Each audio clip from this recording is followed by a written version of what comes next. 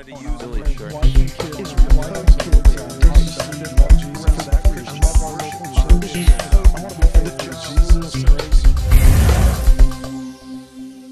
Okay, and last question.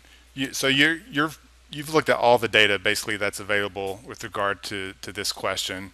What areas, what questions are still out there where we still need more data, more research that needs to be done in order to help us understand whether a school choice program would be a good way to go or not?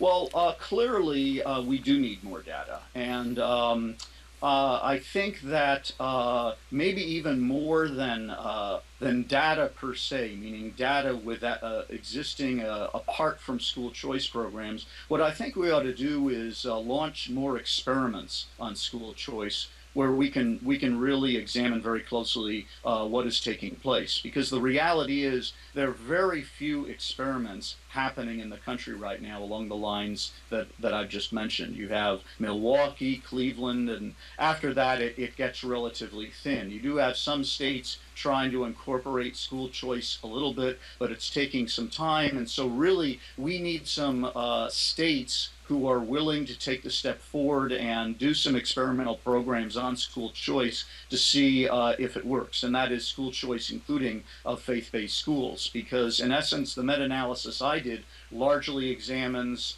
traditional public schools, charter schools, and faith-based schools as they exist today across the nation, as opposed to school choice programs. And in order to gather data on the effectiveness of school choice programs, we need more experimentation in this area. Now, I think the most reasonable step forward that we can possibly take is to try experiments. In fact, I think one of the faults of the U.S. education system, even for example with Common Core, is we say, hey, here's a new idea. Yeah, let's throw some tens of billions of dollars at it and see what happens. And a lot of times the reforms don't work, and in our more prosperous days, maybe we could get away with it. But given that our deficit is what it is, I think that we need to be much more frugal. And I think there's something to be said for targeting certain cities. The students, by the way, who appear to benefit the most by attending faith-based schools are children of color.